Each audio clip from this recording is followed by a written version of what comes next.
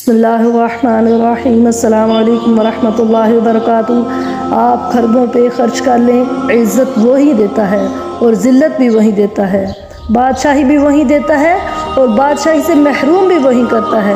वो बहुत बड़ा बादशाह है, इतना बड़ा बादशाह कि कुएं से निकालता है यूसुफ अलैहिस्सलाम को और मिस्र के तख्त पर बिठा देता है। इतना बड़ा बादशाह है कि यूसुफ अलैहिस्सलाम को 43 साल हुकूमत करते करते गुजरते हैं कि पकड़ कर पिंजरे में बंद करवा देता है। अल्लाह अकबर। कोई पूछने वाला नहीं है, कोई किसी में इतनी ताकत नहीं है। इतना बड़ा बादशाह कि उसकी बादशाही पर यकीन कीजिए, कभी भी लोगों से इज़्ज़त ना मांगिए, क्योंकि हकीकी इज़्ज़तों का मालिक वो है। कभी भी परेशान ना होइए। जो इज़्ज़त अल्लाह ने आपको देनी है वो इंशाअल्लाह ज़रूर देनी है और दुनिया की कोई भी ताकत उस इज़्ज़त को मिलने से रोक नहीं सकती।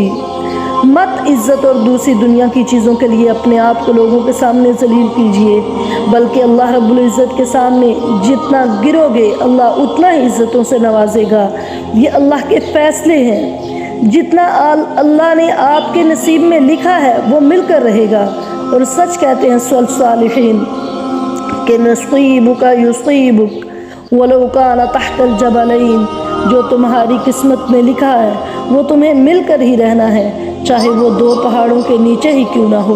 और आगे कहते हैं कि वमा ला नुसीबुक वला युसीबुक वलौ काना तहत यदैहि।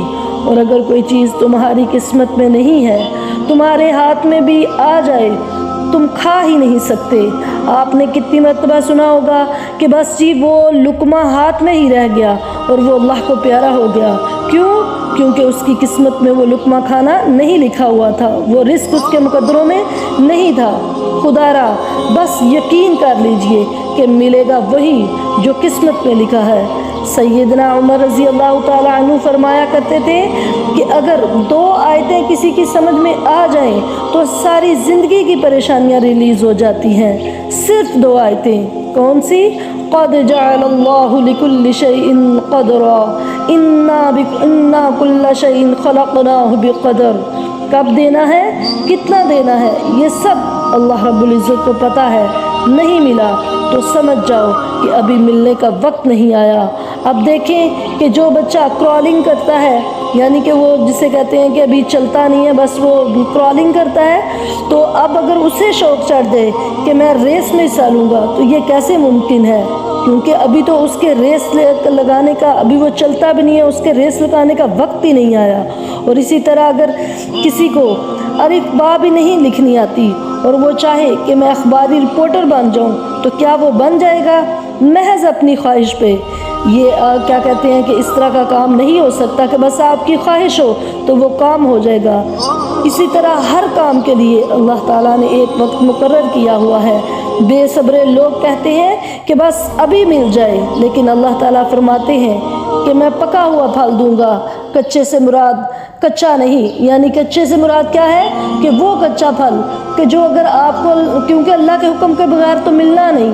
तो अगर आप एक मिसाल के तौर पर ये सोचें कि अगर अल्लाह ने नहीं देना तो अल्लाह माफ़ करे, कोई और तो दे नहीं सकता, लेकिन अगर वक्त से पहले, किस्मत से पहले कोई आप चीज़ हासिल करने की कोशिश करते हैं, तो अगर वो अल्लाह आपको दिखा दें कि वक्त से पहले अगर मैं आपको ये चीज़ दे दूं तो आपके लिए कैसे कैसे नुकसानात हो सकते हैं, क्योंकि हर काम में अल्लाह की हिकमत है। तो इसलिए अल्लाह ताला फरमाते हैं कि मैं आपको पक्का फल देता हूँ, ये कच्चा फल नहीं देता जो कि आपके लिए नुकसानदेह हो सकता है, जो आपके लिए परेशानियों का बाइस हो सकता है।